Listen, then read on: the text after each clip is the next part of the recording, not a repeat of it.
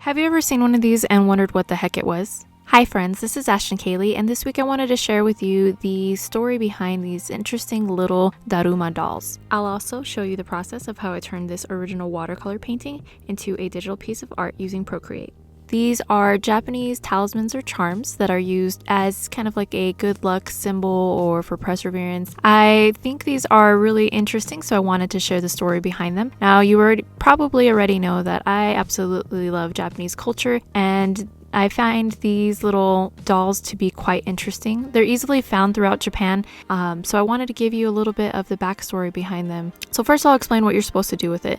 These round little dolls are typically made out of paper mache, but you can find them in a variety of other materials like ceramic, and I even have like a plastic one. Sometimes I've seen like some that were cloth. But what you do is you acquire one somehow. Sometimes people buy them for themselves or gifts for each other. They make a really nice souvenir as well. So when you acquire one, they come with blank eyes. They're completely white, no pupils, and you will set your intention or wish as you draw in that left eye. And what you're doing is you are making a vow to give the god his eyesight by drawing in the other one once he has helped you achieve whatever your goal was. And in Japanese culture, these kind of charms and talismans are often burned at the end of the year or once the goal is achieved, and then you can buy a new one.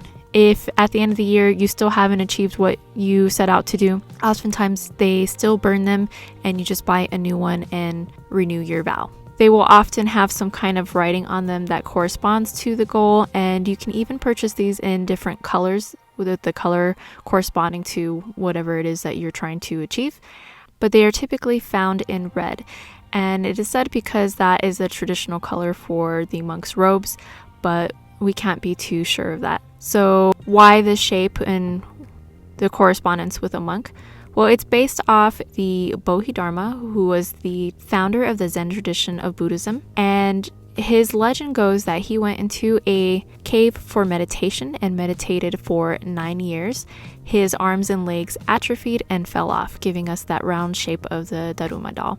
They are round so that they are not easily tipped over, because the whole idea is this perseverance and getting back up in the face of adversity. There's a saying in Japanese that is even connected to the Daruma, an expression which I would probably slaughter terribly if I tried to say it, but I'm gonna give it a shot anyways. Nanakorobi yaoki, which loosely translates into 7 times down, 8 times up. And some legends also say that he cut off his own eyelids because he was mad at himself for falling asleep during meditation. And depending on how the artist chose to depict it, there could be a lot of other little symbolic features to it, like his eyebrows. Sometimes they look to be shaped kind of like cranes, and the beard like turtles. Those were because those animals represent longevity in Japanese culture, and they're lucky symbols. Well, I hope you enjoyed this little cultural tidbit, and if you would like to see a short video on how they're made, I've linked one down in the description. That's all for this week, guys. Stay safe and happy creating. Bye.